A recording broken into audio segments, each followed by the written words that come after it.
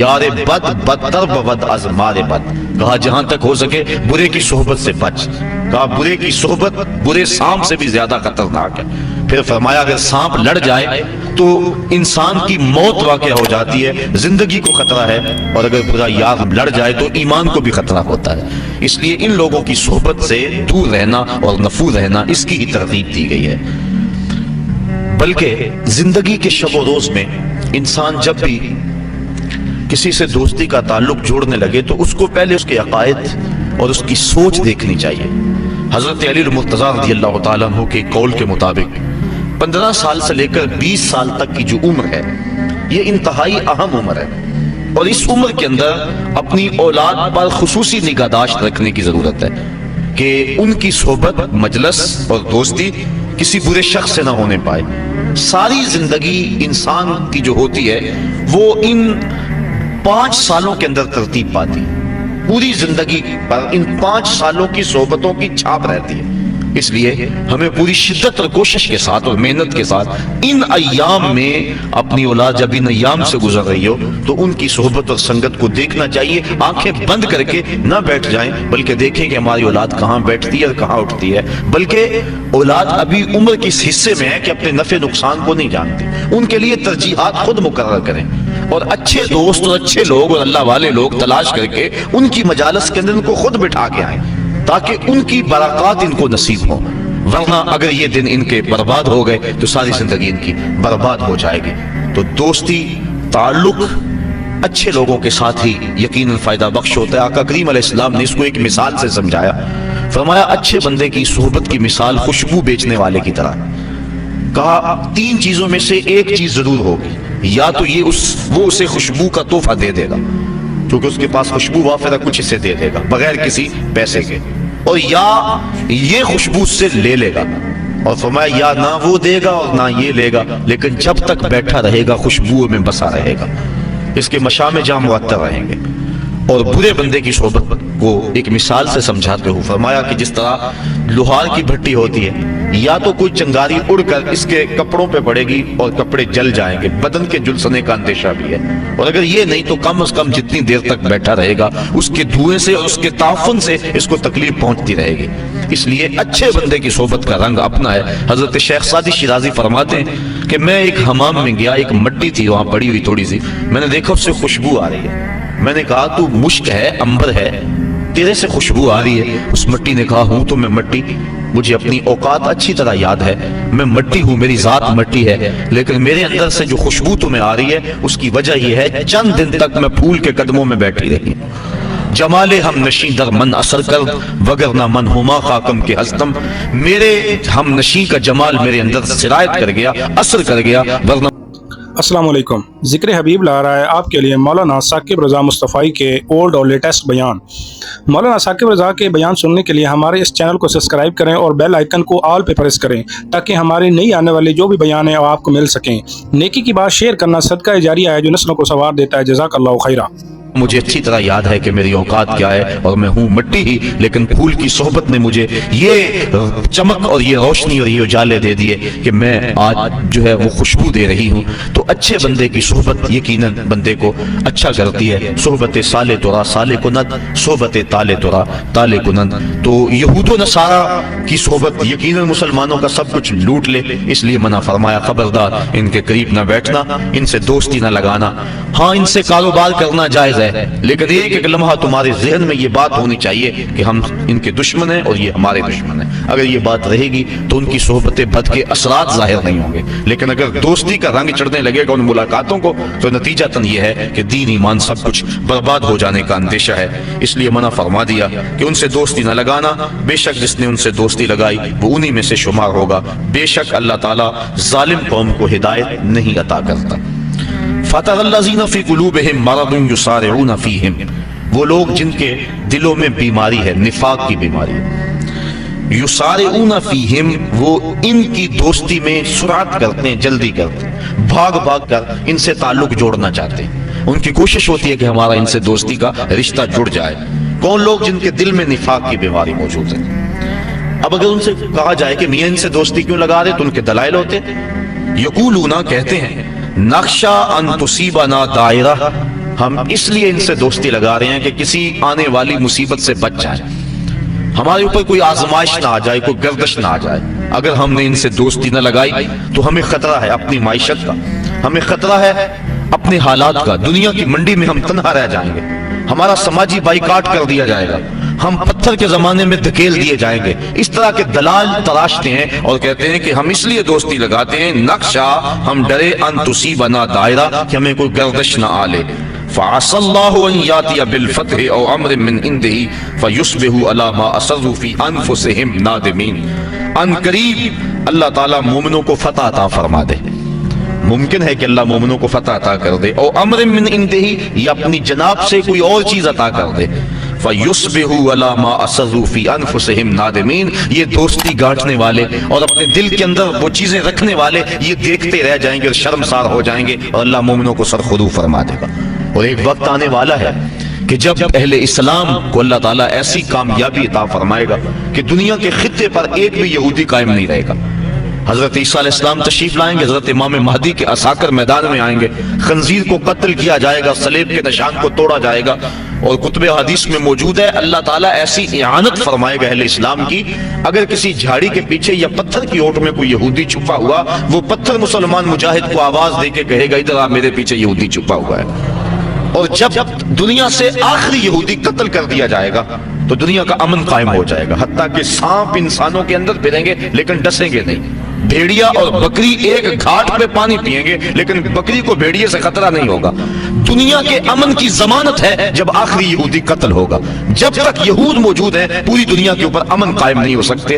امن کی بربادی کا سبب مسلمان دہشت گرد قرار دیے جا رہے ہیں، لیکن حقیقت یہ نہیں ہے، مسلمان تو اپنی بقا کی جنگ لڑ رہے ہیں، مسلمان دہشت گرد نہیں ہوتا۔ یہ تو امن کا متوالا ہے، یہ تو امن کا درس دینے والا ہے۔ پوری دنیا کے اوپر جو فساد ہے وہ یہود کی وجہ سے ہے، اور جب یہودی ختم ہو جائیں گے خاص کم جہاں پاک، تو پوری دنیا کے اوپر امن کے سویرے طلوع ہونے لگیں گے۔ تو اللہ تعالیٰ جل شانہ مومنوں کو وہ دن ضرور دکھائے گا۔ وَيَقُولُ الَّذِينَ آمَنُوا أَهَؤُلَاءِ الَّذِينَ أَقْسَمُوا بِاللَّهِ جَهْدَ أَيْمَانِهِمْ، اور اہل ایمان یہ کہتے ہیں یہ ہیں وہ لوگ جنہوں نے اللہ کے نام کی قسمیں کھائی تھی، بڑی پکی قسمیں، إِنَّهُمْ لَمَعَكُمْ، یہ کہ ہم تمہارے ساتھ ہیں، جبکہ یہ تو ہمارے ساتھ نہیں ہے، یہ تو کچھ اور نکلے۔ یہ منافقین کا جب پردہ چاک کر دیا گیا تو مسلمانوں نے جو کہا یہ اس حالت کو بیان کیا جا رہا ہے، کیونکہ منافقین مسلمانوں کے اندر گھسے ہوئے تھے۔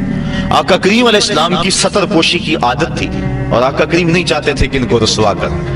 اب انہوں نے سمجھا کہ شاید نبی کو پتہ ہی نہیں، یہ جانتا نہیں، ہم ان کے اندر رہتے اور نبی کو پتہ ہی نہیں، بلکہ انہوں نے باتیں کرنا شروع کر دی، یوں آسمانوں کی خبریں تو دیتے ہمارا تو پتہ ہی نہیں۔ آقا کریم تو پردہ پوش تھے، انہوں نے تانا زنی علم پہ کر دی۔ آقا کریم ایک دن منبر پہ تشریف فرما ہوئے، فرمایا مجھے پتا چلا ہے کچھ لوگ میرے علم پہ اعتراض کرتے ہیں، فرمایا پوچھو، جو پوچھو گے بتاؤں گا۔ ایک شخص نے عرض کی من ابی یا رسول اللہ، آقا میرا باپ کون ہے؟ اب اس کے باپ کا تعارف تھا کہ فلاں باپ ہے، لیکن اس کا حقیقی باپ وہ نہیں تھا، باپ کوئی اور تھا۔ اس کے علم میں تھا، اس کو پتا تھا کہ حضور جو میرا ظاہر باپ ہے وہی بتائیں گے، لیکن آقا تو جانتے تھے۔ فرمایا ابو کا حذافہ، تیرا باپ وہ نہیں جو لوگ کہتے ہیں، تیرا باپ تو حذافہ ہے۔ ایک نے کہا میرا ٹھکانہ کیا ہے؟ قال انت فی النار، کہا تو جہنمی ہے۔ فبارک عمر رضی اللہ تعالیٰ عنہ، حضرت عمر فاروق اپنی پنڈلیاں بچھا کے اس طرح بیٹھے اور اپنے ہاتھ جوڑے، کہا رضیت باللہ ربا وبالاسلام دینا وبمحمد نبیا، حضور ہم اللہ کے رب ہونے پہ اور اسلام کے سچا دین ہونے پہ اور آپ کے نبی ہونے پہ راضی ہیں۔ یہ اعتراض ہم نے نہیں کیا، یہ کسی منافق نے بات کی ہے۔ تو بار بار حضرت عمر فاروق نے یہ عرض کی تو اللہ کے محبوب کا غصہ کافور ہوا، اور آقا کریم بار بار پوچھتے تھے، سلونی، پوچھتے کیوں نہیں، پوچھو، جو پوچھو گے میں بتاؤں گا۔ اللہ اکبر۔ تو اللہ کے محبوب کی نظر سے کوئی شے پوشیدہ نہیں ہے۔ حدیث میں آتا ہے، مشکات کے الفاظ ہیں، آقا کریم ایک دن تشریف لائے اور حضور کے دونوں ہاتھوں میں دو کتابیں تھیں۔ صحابہ کو کہا جانتے ہو یہ کتابیں کیا ہیں؟ صحابہ نے کہا اللہ و رسولہ عالم، اللہ اور اس کا رسول جانتا ہے۔ فما ھذا کتاب من عند اللہ، یہ کتاب جو میرے دائیں ہاتھ میں ہے یہ مجھے اللہ کی طرف سے عطا کی گئی ہے، اس میں جنتیوں کے نام ہیں، ان کے باپوں کے نام ہیں، ان کے قبیلوں کے نام ہیں۔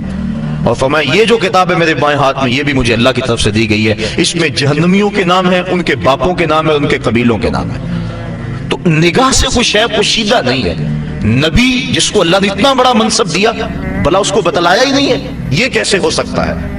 حدیث میں آتا ہے مسلم میں اور دیگر کتب میں کتاب الملاحم میں روایت موجود ہے، اللہ کے محبوب علیہ السلام نے ایک دن فرمایا قرب قیامت میں جب دجال آئے گا نا تو میرے غلام اس دجال کے مقابلے میں نکلیں گے. فرمایا انی لعارف اسماءہم واسماء آبائہم والوان خیولہم، میں اپنے ان غلاموں کے ناموں کو جانتا ہوں، ان کے باپوں کے ناموں کو جانتا ہوں، جن گھوڑوں پہ چڑھ کے جہاد کریں گے میں محمد ان گھوڑوں کے رنگوں کو بھی جانتا ہوں، وَأَلْوَانَ خَيُولِهِمْ، ان گھوڑوں کے رنگوں کو بھی میں جانتا ہوں کہ کون سا غلام کس رنگ کے گھوڑے پہ چڑھ کے جہاد میں آئے. اب منافقین اتنا کچھ ہونے کے باوجود بھی کہتے تھے لو ہم اندر بیٹھے ہیں ہمارا تو پتہ ہی نہیں ہے. تو یہ ان کی غلط فہمی موجود تھی. اللہ کے محبوب تو پردہ پوشی کی وجہ سے نہیں بتا رہے تھے، لیکن جب انہوں نے اس طرح کے اعتراضات بہت زیادہ کرنے شروع کر دی، ایک دن اللہ کے محبوب جلال میں آئے اور فرمایا اخرج فلاں ابن فلاں من المسجد انت منافق، فرمایا فلاں اٹھ چلا جا تو منافق ہے، فلاں تو بھی مسجد سے باہر نکل جا تو منافق ہے. حضرت عمر فاروق کی یہ آرزو ہوا کرتی تھی کہ کبھی منافق الگ ہو جائیں، کھوٹا کھرا الگ الگ ہو جائیں تو پھر مزہ آ جائے، لیکن کچھ حکمت کے تحت حضور ابھی کرتے نہیں تھے. حضرت عمر فاروق موقع پہ موجود نہیں تھے، وہ نماز پڑھنے کے لیے آئے، دیکھا کہ کتنے لوگ جا رہے ہیں، پریشان ہو گئے، جماعت میری رہ گئی. تو ایک بندہ دروازے پہ کھڑا تھا جو جانتا تھا کہ حضرت عمر فاروق کی عادت کیا ہے اور منافقین کے بارے میں ان کے کیا جذبات ہیں. انہوں نے کہا ابشر یا ابن خطاب، ابن خطاب تمہیں مبارک ہو. کہا مبارک دے رہے ہو، میری جماعت ختم ہو گئی تم مبارک دے رہے ہو. کہا جماعت ابھی ہونی ہے. تو کہا یہ کیوں جا رہے ہیں؟ کہا تمہاری آرزو پوری ہو گئی. اللہ کے محبوب نے منافقوں کو مسجد سے نکال دیا ہے. تو جب مسجد میں تھے تو اس وقت وہ اپنے ایمان کے دعوے کرتے تھے، اور جب نکال دیا گیا تو مومنین جن کو پتا نہیں تھا کہ یہ پاس بیٹھنے والا منافق تھا، یہ تو بڑی چکنی چپڑی باتیں کرتا تھا، انہوں نے حیرت سے کہا وَيَقُولُ الَّذِينَ آمَنُوا أَهَؤُلَاءِ الَّذِينَ أَقْسَمُوا بِاللَّهِ جَهْدَ أَيْمَانِهِمْ، یہ وہ لوگ تھے جو بڑی پکی قسمیں کھاتے تھے، إِنَّهُمْ لَمَعَكُمْ، کہ ہم ان کے ساتھ ہیں. بھلا ہمارے ساتھ ہے یہ کوئی؟ حَبِطَتْ أَعْمَالُهُمْ، فرمایا ان کے اعمال ضائع کر دیے گئے. فَأَصْبَحُوا خَاسِرِينَ، اور انہوں نے صبح اس حالت کے اندر کی کہ وہ خسارے میں تھے. یا ایھا الذین آمنوا من یرتد منکم عن دینہ، اے ایمان والو تم میں سے اگر کوئی دین سے منحرف ہو جائے، مرتد ہو جائے، دین کو چھوڑ دے. یہود و نصارہ کی دوستی کے بعد اس بات کو بیان کیا، چونکہ برے لوگوں کی جب صحبت ہوگی تو اس کا رنگ ہوگا، تو کہیں ایسا نہ ہو کہ ان لوگوں کی دوستی کے نتیجے کے اندر تم ارتداد کی طرف چل پڑو، اور اگر تم ارتداد کی طرف چل پڑو تو کیا تمہارے رب کو پرواہ ہوگی؟ اب ارشاد فرمایا جا رہا ہے یا ایھا الذین آمنوا، اے ایمان والو من یرتد منکم عن دینہ، تم میں سے اگر کوئی اپنے دین سے منحرف ہو جائے، فسوف یاتی اللہ بقوم، اللہ کو اس کی کوئی پرواہ نہیں ہے کہ اگر کوئی مرتد ہوتا ہے، بلکہ فسوف ان قریب یاتی اللہ بقوم، اللہ ایسی قوم لائے گا یحبہم و یحبونہ، جس قوم سے اللہ پیار کرتا ہے اور اللہ سے وہ قوم پیار کرتی ہے. ایسی قوم تمہارے جگہ لے آئے گا جو اللہ سے پیار کرنے والی ہے. قل ان کنتم تحبون اللہ فاتبعونی یحببکم اللہ، ارشاد فرمایا گیا اگر تم اللہ سے پیار کرتے ہو، اب محبوب کہہ دو کہ میری اتباع کرو، جب میری اتباع کرو گے تو اللہ تم سے پیار کرے گا. وہاں یہ ہے بندے کا پیار مقدم اور مالک کا پیار بندے کے ساتھ اس کو مؤخر بیان کیا گیا، لیکن یہاں فرمایا گیا کہ ایسی قوم لائے گا کہ جس سے اللہ پیار کرتا ہے، جب اللہ پیار کرتا ہے تو وہ قوم بھی پیار کرتی، یعنی اللہ کے پیار کو مقدم رکھا گیا. اور حقیقت بھی یہ ہے عشق اول در دل معشوق پیدا می شود، محبت پہلے محبوب کے دل میں پیدا ہوتی ہے، جب اللہ پیار کرتا ہے تو بندے پیار کرتے ہیں. حضرت حسن بصری رضی اللہ تعالیٰ عنہ فرمانے لگے جلدی جلدی مصلی بچھاؤ، میرا رب مجھے یاد کر رہا ہے تو میں بھی چاہتا ہوں کہ میں اسے یاد کروں. تو کہا مریدین نے حضرت آپ کو کیسے پتا ہے کہ آپ کا رب آپ کو یاد کر رہا ہے؟ کہا میرے دل میں اس کی یاد آ رہی ہے، تو وہ یاد کر رہا ہے تو مجھے یاد آ رہی ہے. تو پہلے وہ پیار کرتا ہے تو پھر بندہ پیار کرتا ہے. اگر وہ پیار کرے تو پھر یقیناً بندے کے دل میں اس کے لیے محبتوں کے جذبات موجزن ہوتے ہیں. حضرت داتا گنج بخش علی حجویری کشف المعجوب میں لکھتے ہیں کہ یہ جو روایت ہے کہ جس نے توبہ کی اس کو اللہ نے بخش دیا، کہا یہ بھی ٹھیک، لیکن بعض صوفیہ فرماتے ہیں کہ یہ بھی ٹھیک کہ جس نے توبہ کی اسے بخش دیا گیا. صوفیہ فرماتے ہیں اصل بات یہ بھی ہے کہ جس کو بخشنا تھا اللہ نے اسے توبہ کا راستہ دکھا دیا. ایک یہ جس نے توبہ کی اسے بخش دیا گیا، اور دوسرا یہ جس کو بخشنا تھا اس کو توبہ کا دروازہ دکھا دیا. اس لیے اللہ جس سے محبت کرتا ہے تو وہ اللہ سے پیار کرتا ہے. تو یہ توفیق مل جانا کہ بندہ جو ہے وہ اللہ کی یاد میں بیٹھے تو سمجھو کہ ہمارا رب ہمارے اس بیٹھنے کو قبول کر رہا ہے. وہ کیا کسی نے کہا نا میری توفیق بھی تیرے قدم کا صدقہ، یہ قدم اٹھتے نہیں اٹھائے جاتے. تو اللہ اگر اپنی یاد کی کسی کو توفیق دے دے تو یقیناً یہ اس کی کرم نوازی۔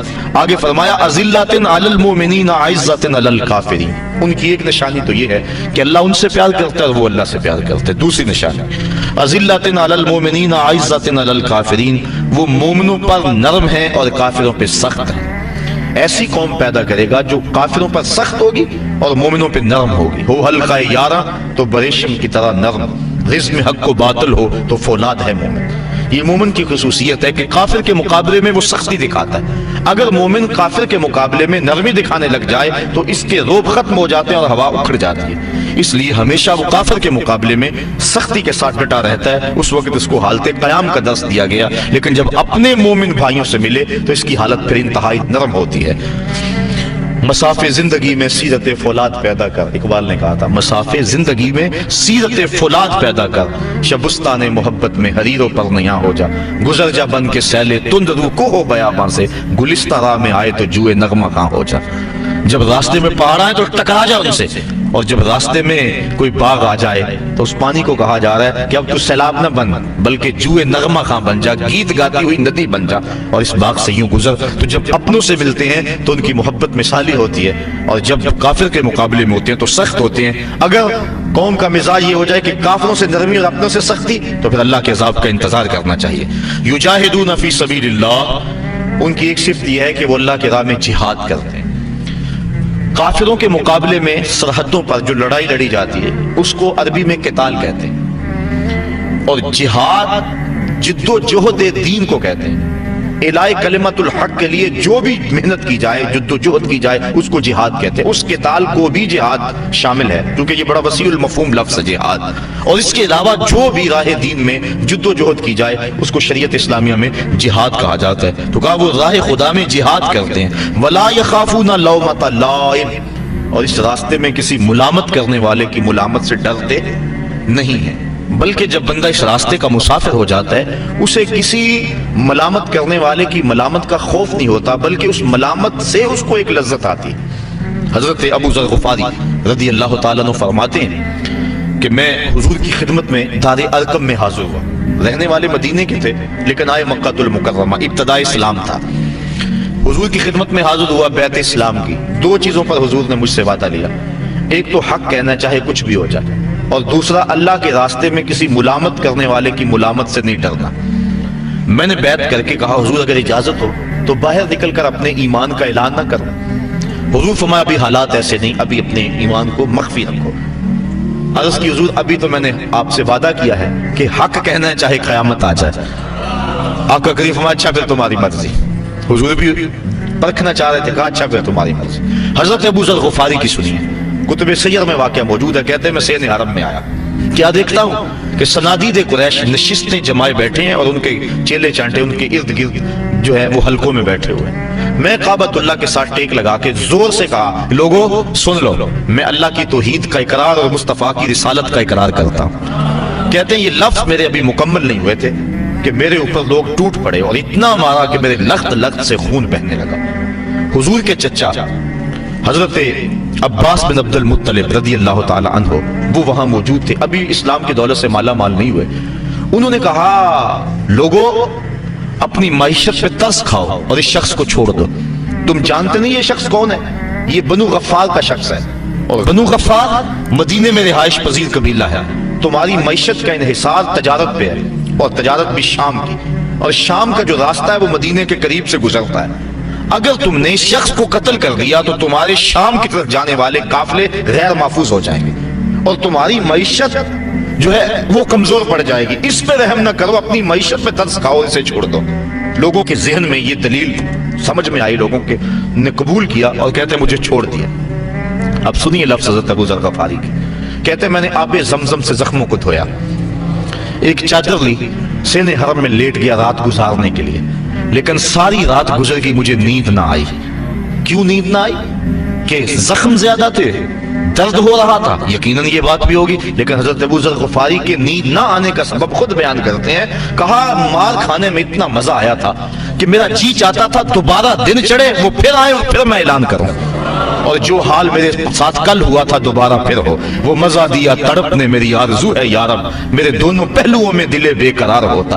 ایک پہلو میں دل ہے تو اتنا لطف آ رہا ہے، اگر دونوں پہلوؤں میں دل ہوتا تو کیا کیفیت ہوتی۔ کہا ساری رات انتظار میں گزر گئی اور جی چاہتا تھا کہ دوبارہ دن چڑھے اور پھر اپنی مسجدوں پہ آئیں اور پھر میں توحید کا غلغلہ بلند کروں اور پھر وہ میرے اوپر ٹوٹ پڑے، یہ زخم دوبارہ آئیں اور اس تکلیف سے جو لذت مجھے کل ملی تھی پھر دوبارہ ملے۔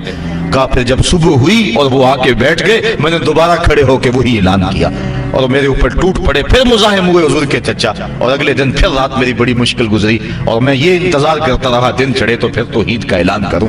تو وہ اللہ والے جو لوگ ہیں، اگر ان کو اس راستے میں کوئی تکلیف پہنچتی ہے یا کوئی ملامت کرتا ہے تو جب وہ جم جاتے ہیں دین پہ، روح دین ان کو نصیب ہو جاتی ہے تو اس ملامت سے ڈرتے نہیں ہیں، بلکہ اس ملامت کرنے والے کی ملامت کی پرواہ کیے بغیر اپنے سفر کو جاری رکھتے ہیں۔ مار کھانے کے باوجود، تکلیفیں اٹھانے کے باوجود، ملامتیں سہنے کے باوجود حق پہ جمع رہنا اور یہ دولتیں مل جانا، یہ کیا انسان کے بس کا روگ ہے؟ کہا نہیں، ذالک فضل اللہ یؤتیہ من یشاء، یہ اللہ کا فضل ہے، جسے چاہے عطا فرما دے، جسے چاہے کرم نوازی فرما دے۔ واللہ واسع علیم، اللہ تعالیٰ وسعت والا اور علم والا ہے۔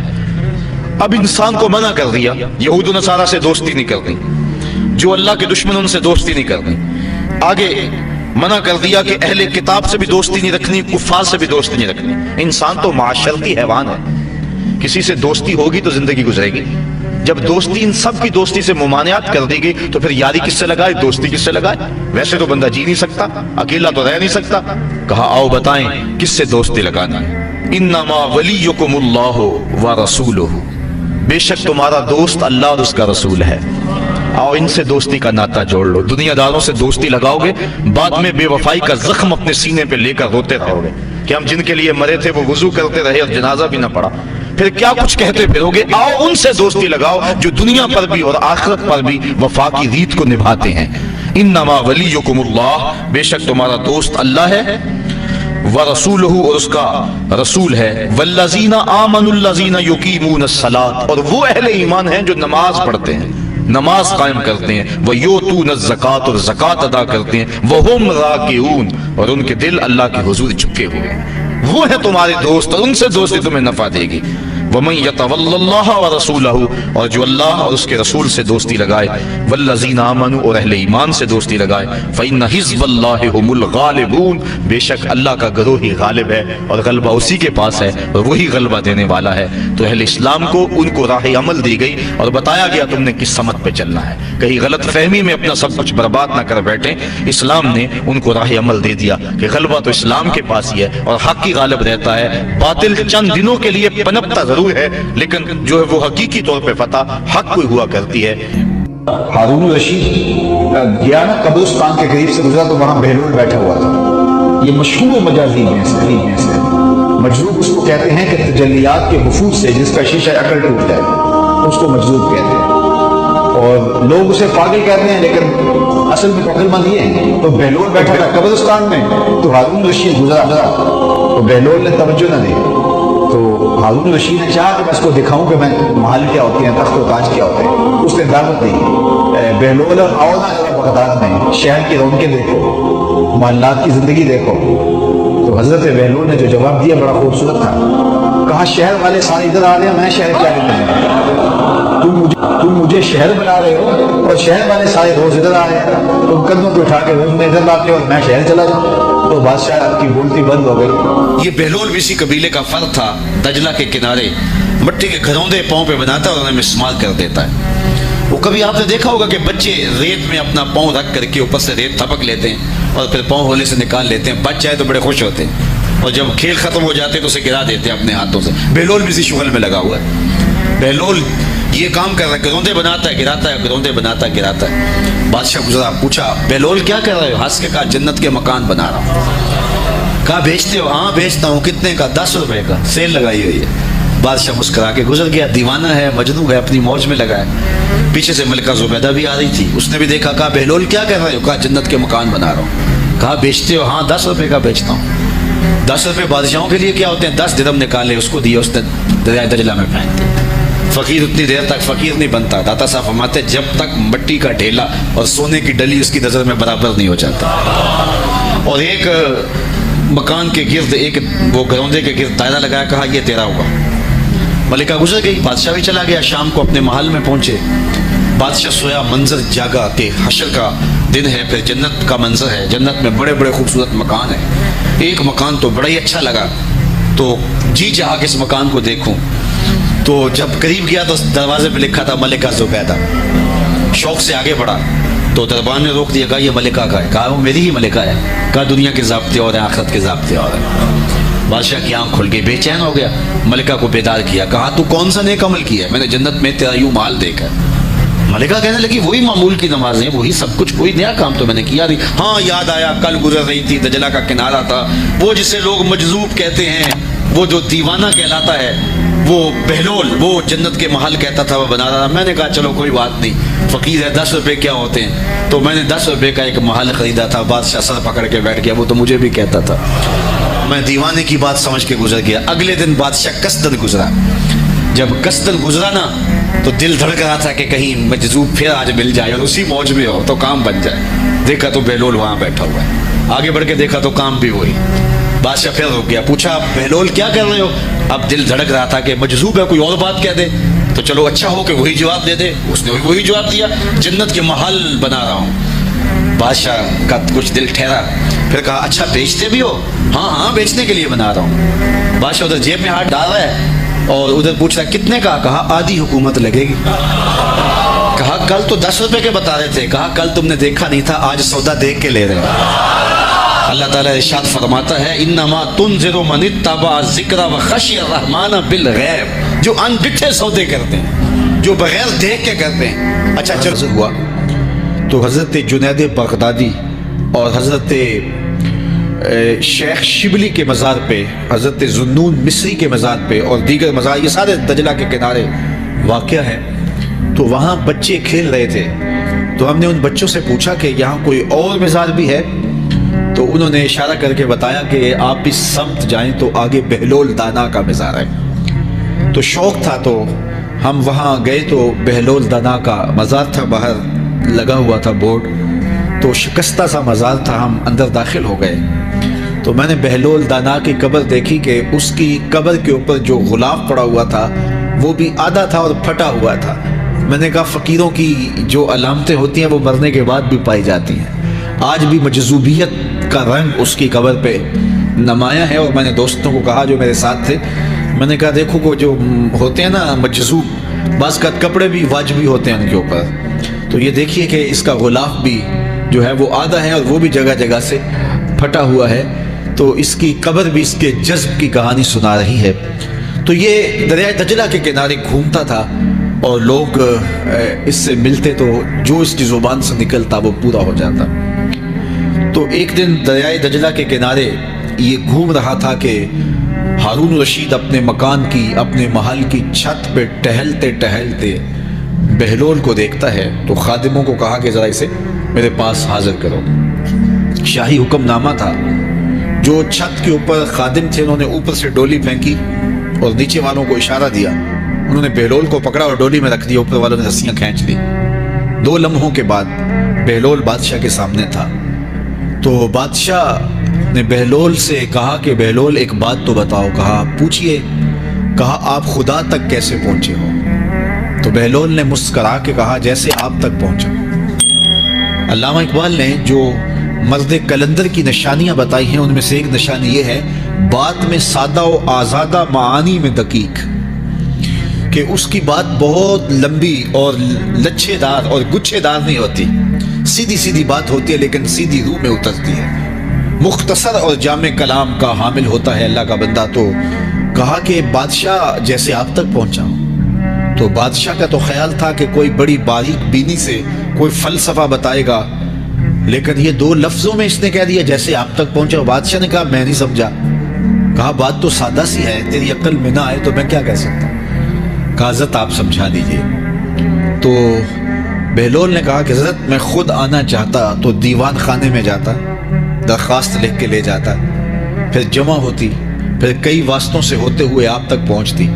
آپ پھر مجھے وقت دیتے ملاقات کا 6 ماہ بعد، سال بعد، اس وقت پہ میں تیار ہو کے ملاقات کرنے آتا، آپ کے کوئی شاہی مہمان آ جاتے تو پھر ملاقات منسوخ ہو جاتی، پھر بھی آپ کی مرضی ملاقات ہوتی نہ ہوتی، میں چاہتا تو مہینے سال لگ جاتے، لیکن ملاقات پھر بھی آپ کی مرضی پہ، اور جب آپ نے چاہا ہے تو 2 گھڑیاں بھی نہیں لگی۔ تو کہا بندہ چاہے تو کروڑوں سال بھی بیت جائیں، اس کے قرب کی کوئی انتہا نہیں ہے، لیکن جب وہ چاہے تو 2 گھڑیاں بھی نہیں لگتی۔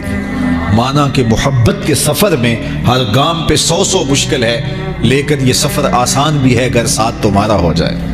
تو کہا کہ قل ان کنتم تحبون اللہ فاتبعونی یحببکم اللہ، کہ اگر تم اللہ سے محبت کرتے ہو تو آسان طریقہ تمہیں بتا دیتے ہیں، میرے محبوب کی چوکھٹ پہ آ جاؤ، اللہ اکبر، جس کو تم ڈھونڈنے نکلے تھے وہ تمہیں وہاں مل جائے گا، اور تم اس سے محبت کا دعویٰ رکھتے تھے وہ تم سے محبت کا دعویٰ کرے گا، اور پھر جب تم اس کے محبوب ہو جاؤ گے تو پھر جو تم کہو گے وہ کیوں نہیں ہوگا، کیونکہ محبوبوں کی تو بات مانی جاتی ہے۔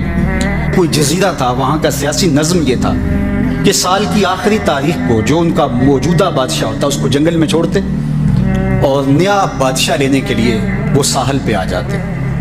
جو پہلا شخص ساحل پہ اترتا اس کو اپنا حکمران مان لیتے، جو بھی حکمران بن جاتا وہ خوش ہو جاتا، حالانکہ اس کو بتا دیتے کہ 1 سال کے لیے تجھے منتخب کیا ہے، سال کی آخری تاریخ کو تخت سے اٹھائیں گے، باندھیں گے، جکڑیں گے، اور اسی جزیرے کے دوسرے کنارے ایک جنگل ہے جہاں خاردار جھاڑیاں اور موذی جانور ہیں، وہاں تجھے پھینک دیں گے۔ وہ بھول جاتا، کہتا دیکھی جائے گی، اور سال کی آخری تاریخ جب وہ رسیاں اور زنجیریں لے کے آتے تو وہ پریشان ہو جاتا کہ آنکھ جھپکنے میں سال گزر گیا، پتہ ہی نہیں چلا، پھر روتا ہوا چیختا ہوا اس جنگل میں جاتا اور لوگ اس کو چھوڑ کے آ جاتے اور درندوں کا رزق بن جاتا، اور جو بھی آتا اس نے کبھی انکار نہیں کیا تھا۔ پہلی بار ایسا ہوا کہ جس شخص کو انہوں نے ہار ڈالے، گارڈ آف آنر دیا، تعظیم تکریم دی، سیلوٹ کیا، اس نے کہا یہ سب کیا ہے؟ کہا کہ آج کے بعد تو ہمارا حکمران ہے۔ کہا میں تو امور سلطنت نہیں جانتا، میں تو تاجر آدمی، چیزیں بیچنے آیا ہوں۔ کہا کہ ہمارا اصول یہی ہے کہ سال کی پہلی تاریخ کو پہلا شخص جو جزیرے پہ قدم رکھتا ہے وہ ہمارا حکمران ہوتا ہے۔ اس نے کہا میں تو امور سلطنت کو نہیں جانتا، تو یہ کس طرح ذمہ داری قبول کر سکتا ہوں؟ انہوں نے کہا کہ تمہیں کرنا ہوگی، اس کے علاوہ کوئی راستہ نہیں ہے، ہمارا یہ قانون ہے، ضابطہ ہے، اور یہ بھی بتا دیں کہ سال کی آخری تاریخ کو تجھے اسی جنگل کے دوسرے کنارے چھوڑائیں گے جہاں موذی جانوروں کا رین بسیرا ہے۔ تو اس نے کہا اگر انجام اتنا دردناک اور خطرناک ہے پھر تو میں بالکل جانے کے لیے تیار نہیں ہوں۔ تو انہوں نے کہا تو چاہے نہ چاہے باندھ کے بھی تخت پہ بٹھانا پڑا تمہیں بٹھائیں گے۔ اس نے کہا اچھا مجھے یہ بتاؤ کہ سال بعد میری بات مانو گے یا نہیں؟ انہوں نے کہا کہ ہاں، قانون میں تو ترمیم نہیں کر پائے گا، لیکن یہ ہوگا کہ تیرے انتظامی حکم ہم ماننے پہ مجبور ہیں۔ اس نے کہا ٹھیک ہے، میں تمہارا حکمران بننے کے لیے تیار ہوں۔ رومی بولتے ہیں کہ جب بھی کوئی شخص تخت نشین ہوتا تو وہ بھول جاتا کہ میرے 7 سال کی آخری تاریخ میں کیا ہونے والا ہے، وہ عیش و عشرت کرتا اور یوں وقت گزارتا، سال کی آخری تاریخ آنکھ جھپکنے میں آ جاتی۔ لیکن یہ پہلا شخص تھا تخت نشین ہوتے، اس نے پہلا حکم نامہ جاری یہ کیا کہ کمانڈوز بلائے جائیں۔ بلائے گئے، کہا اس جنگل میں چلے جاؤ جہاں تم بادشاہوں کو پھینک کے آتے ہو اور وہاں کے موذی جانور کاٹ ڈالو۔ پھر بلدیہ کے ملازمین بلائے، کہا جاؤ جا کے وہاں کی جھاڑیاں کاٹو۔ پھر معمار بلائے، کہا جا کے وہاں محل تیار کرو۔ کچھ لوگوں کو بلایا، کہا جا کے وہاں پھول لگاؤ، پھلدار درخت لگاؤ، سایہ دار شجر لگاؤ۔ پوری حکومتی مشینری اس جنگل کو کٹوانے، وہاں کے موذی جانور قتل کروانے اور وہاں خوبصورت محل بنوانے، کنویں کھدوانے اور پھلدار درخت لگوانے میں صرف کر دی۔ اب سال کی آخری تاریخ کو جب وہ زنجیریں لے کر آئے تو اس نے کہا کہ مجھے کیوں جکڑتے ہو، میں خود جانے کے لیے تیار ہوں، اس لیے کہ یہ اس تخت پہ آرام سے نہ بیٹھا، یہاں بیٹھ کے تیاری وہاں کی کرتا رہا جہاں اس نے جانا تھا۔ کافر اور فاسق دنیا کے تخت پہ عیش کرتا ہے، بھول جاتا ہے کہ میں نے کہاں جانا ہے، اور صالح مومن اس تخت پہ آرام سے نہیں بیٹھتا، جہاں جانا ہے اس کے لیے تیاری کرتا رہتا ہے، اور جب جنازہ اٹھتا ہے تو وہ کہتا ہے اجلوا بی ولا تؤخروا بی، دیر نہ کرو مجھے جلدی لے جاؤ، میرا تو وہاں انتظار ہو رہا ہے۔ اور پھر جب وہ وہاں پہنچتا ہے تو القبر روضۃ من ریاض الجنہ، وہ جنت کے باغوں میں سے باغ بن چکی ہوتی ہے، وہ سارے تھور، ساری جھاڑیاں، ساری آگ اور وہاں کے سارے بھڑکتے ہوئے شعلے بجھا چکا ہوتا ہے اپنے اعمال کے لشکر بھیج کے۔ ہم نے دیکھنا ہے کہ ہم یہاں آخرت کے لیے کچھ بھیج رہے ہیں کہ یہی سب کچھ لٹا رہے ہیں۔ دنیا کے مختلف ممالک میں جانا ہوتا ہے، تو ایک دفعہ میں اٹلی گیا تو وہاں ایک شہر میں مجھے کچھ دوست لے گئے، تو وہ چھوٹا سا گھر تھا، تو 20 سے 30 لوگ وہاں رہ رہے تھے، تو میں बड़ा हैरत ज़दा हुआ। तो मैंने कहा कि आप यहाँ तंग सी जगह पे 20-25 लोग रह रहे हैं, तो इतनी मुश्किल में क्यों रह रहे हैं? तो कोई बड़ा सा घर खरीद लें, आसूदा रहें। तो उन्होंने कहा कि जनाब आप हमारे इलाके में जाके देखें, 5-5 कनाल के घर हमने वहाँ शुरू किए। हम यहाँ कमाई करने आए हैं, ऐश करना थोड़े आए। हम तो चंद सालों के लिए आए हैं, इसलिए हम यहाँ से कमाते हैं, भेजते वहाँ है जहाँ हमने हमेशा जाके रहना है। मैंने कहा यही तो मैं समझाने आया हूँ, जहाँ जितना रहना है वहाँ का इंतज़ाम भी उस हिसाब से करो। हुजूर ने फरमाया कुन फिद दुनिया का अन्ना का गरीब और आबिर सबील, दुनिया में ऐसे रहो जिस तरह मुसाफिर अजनबी रहता है। दुनिया पर जीना लगा के बैठ जाओ, चंद दिन के लिए आए हो। ये आखिरत की खेती है, दारुल अमल है, वो आखिर दारुल जज़ा है। तो कबल इससे कि वो वक्त आए हाथ मलते रह जाएं, तौबा का दर खुला है, सूरज अभी मगरब से तुलू नहीं हुआ, अल्लाह की रहमतें बरस रही हैं। उठे हुए हाथ वो मोड़ता नहीं, खाली नहीं फेरता। तो उसकी दहलीज, उसका दर, उसकी चौखट ना छोड़ना और आज गौर करना कि हम खड़े कहाँ हैं। और कायनात का सारा हुस्न हुजूर के कदमों में है। तो कहा महबूब मुझे कसम तेरे जमाने की, इंसान खसारे में। अब इंसान तो खसारा मानने को तैयार नहीं है। वो कहता मैं तो खसारे में नहीं हूं, मैं तो हवाओं के दोष पे उड़ता हूं, मैं तो कायनात को नक्शचीर बनाया हुआ है, जमाना मेरा बाज गुजार है, सितारों पे कमंदे मैं डाल चुका हूं, मैं अपनी जिंदगी को आसाइशों से भर लिया हुआ है। कहां वो घास फूस के झोंपड़े और कहां आली नस्ब कोठियां, कहां खाने के लिए नाने शबीना भी मुयस्सर नहीं था और कहां इतने खाने कि इंतखाब मुश्किल हो जाता है, कहां पैबंद लगे हुए कपड़े और कहां इतने लिबास हैं कि बदलने की बारी नहीं आती है। तो मैं तो खसारे में नहीं हूं, मैं तो हवाओं के दोष पे उड़ता हूं, मैं तो समुद्र की तहों में उतर जाता हूं, मैं तो पूरी दुनिया को ग्लोबल विलेज बना लिया हुआ है, मैं तो कायनात का सारा हुस्न कशीद कर लिया है, मैं तो खसारे में नहीं। अल्लाह कहता है महबूब मुझे कसम तेरे जमाने की, ये खसारे में है, ये खसारा मानने को तैयार नहीं। और अल्लाह कहता है महबूब मुझे तेरे जमाने की कसम, ये खसारे में। तो इमाम राजी फरमाते हैं, आप फरमाते हैं जो खसारा है ये इंसानियत का है। अगर ये हवाओं के दोष पे उड़ता है तो ये इंसान का कमाल नहीं है, ये तो चिड़िया भी उड़ती है, ये तो मक्खी भी उड़ती है। अगर ये पानी में तैरता है तो ये तो मछली भी तैरती है। अगर इसने आसाइशें और सहूलतें अपने लिए तलाश कर ली हैं तो वो तो दूसरी मखलूकात को भी हासिल है। तो इंसान का खसारा है, इंसान का।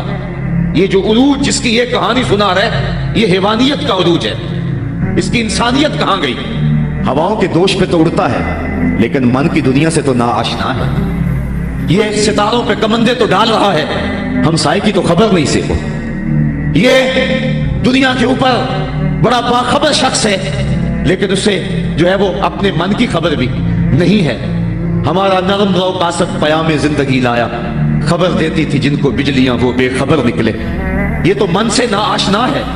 कहां गई इसकी इंसानियत? ये हवाओं में उड़ता है, अगर चांद की छाती पे कदम रख चुका है वहां से खाक ला के दिखाता फिरता है कि ये मैंने जो चांद से खाक जो है वो इकट्ठी की थी और ये देखो मैं तुम्हारे सामने रख रहा हूं। तो जमीन पे पहले थोड़ा बोझ था कि और खाक ले आया। इंसानियत को इसका क्या फायदा हुआ?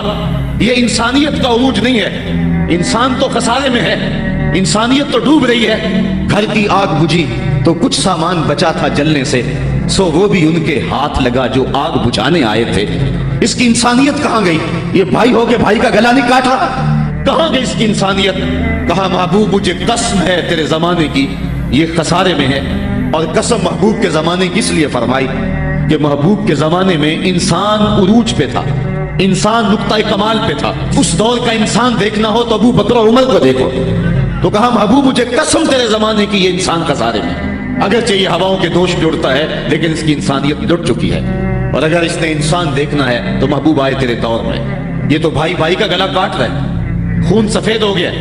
एक्सीडेंट में जो बच जाते हैं वो मरने वालों की घड़ियां उतारते हैं। इसकी तो हालत इंसानी जो है वो बर्बाद हो चुकी है। लेकिन हुस्न देखना है इंसानियत का तो आए तेरे दौर में। जब एक शख्स जख्मों से चूर तड़प रहा है और कहता है आज हाय मुझे प्यास लगी है, एक बंदा कहीं से पानी का प्याला लिए उसकी प्यास बुझाने के लिए आगे बढ़ता है और उसको पानी देता है और वो भी होठों तक ले आता है कि दूसरी तरफ से आवाज आती है आज। तो ये प्याला उसी वक्त पीछे कर देता है और कहता है मेरे भाई को शायद ज्यादा प्यास लगी है, पहले उसे दे दो मुझे बाद में देना।